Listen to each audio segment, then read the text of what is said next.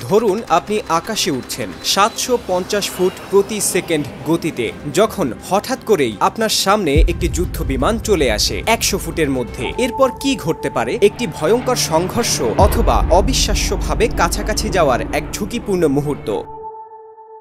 Black C একটি সমুদ্র যা এখন পৃথিবীর সবচেয়ে বিপজ্জনক জায়গা। ২০২০ সালের আগস্টে যখন একটি মার্কিন বি-52 বোমারু বিমান আকাশে উড়েছিল, তখন রাশিয়ার Su-27 যুদ্ধ বিমান এমন এক কৌশল ব্যবহার করেছিল যা সহজভাবে বললে খুবই বিপজ্জনক। এই যুদ্ধ বিমানটির ঠিক সামনে চলে আসে মাত্র ১০০ ফুট দূরে এবং এক ভয়ঙ্কর থাম্পিং ম্যানুভার করে। এই কৌশলকে বলা হয় হেডবাটিং। এই মুহূর্তে বিমানটি এমন এক ধরনের ঝাঁকুনি অনুভব করে যা ক্যামেরার নিয়ন্ত্রণ হারিয়ে ফেলতে বাধ্য হয়। আপনি কি জানেন ১ সেকেন্ডের মধ্যে এই দুটো বিমান একে অপরকে হিট করে ফেলতে পারত?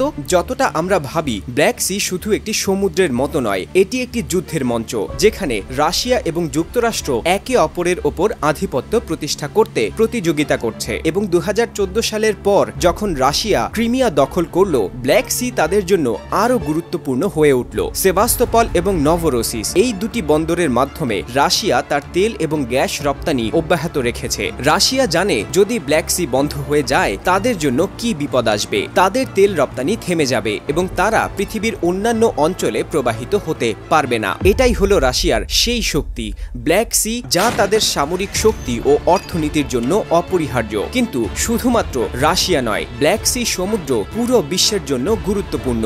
আপনি কি জানেন এই অঞ্চলে সংঘর্ষ হলে তা আমাদের খাদ্য সরবরাহ, শক্তির পথ, এমনকি আমাদের নিরাপত্তাও হুমকির মধ্যে ফেলতে পারে? বিশ্ববাজার ও অর্থনৈতিক প্রভাব। এটা ভাবুন, প্রতি বছর ব্ল্যাক সি দিয়ে বিশাল পরিমাণে গম ও অন্যান্য খাদ্যপণ্য পরিবহন করা হয়। ২০২২ সালে রাশিয়া যখন ব্ল্যাক সি দিয়ে গম সরবরাহ বন্ধ করেছিল, তখন পুরো পৃথিবীতে খাদ্য নিরাপত্তা নিয়ে সংকট দেখা দেয়। এই সংকট শুধু রাশিয়ার জন্য নয়, পুরো বিশ্ব অর্থনীতির জন্য একটি বড় বিপদ হতে পারে। শুধু খাদ্য নয়, শক্তি রপ্তানিও ব্ল্যাক সি দিয়ে চলে। রাশিয়া যদি ব্ল্যাক সি নিয়ন্ত্রণ হারায়, তাহলে তার অর্থনীতির বড় অংশ অচল হয়ে যাবে। রাশিয়ার কৌশল এবং আন্তর্জাতিক আইন।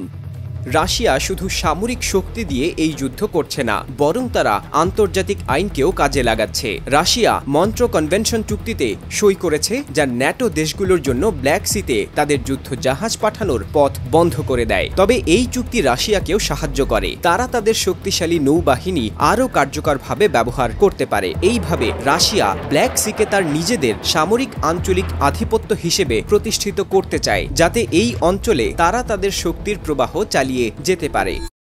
ড্রোন সংঘর্ষ এবং আধুনিক যুদ্ধ।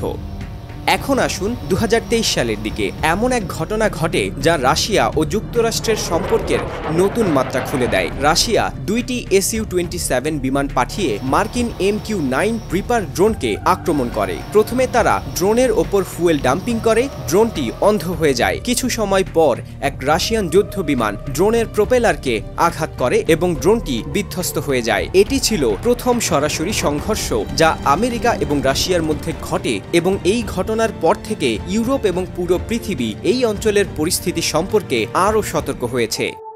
ব্ল্যাক সি, রাশিয়ার কৌশল ও ভবিষ্যৎ। ব্ল্যাক সি শুধু সামরিক শক্তির লড়াই নয়, এটি পুরো বিশ্বকে প্রভাবিত করছে। খাদ্য, শক্তি, নিরাপত্তা সবকিছু এই অঞ্চলের ওপর নির্ভরশীল। রাশিয়া জানে যদি ব্ল্যাক সি তাদের হাত থেকে চলে যায়, তাহলে তাদের সামরিক শক্তি ও অর্থনীতি বড় বিপদে পড়বে।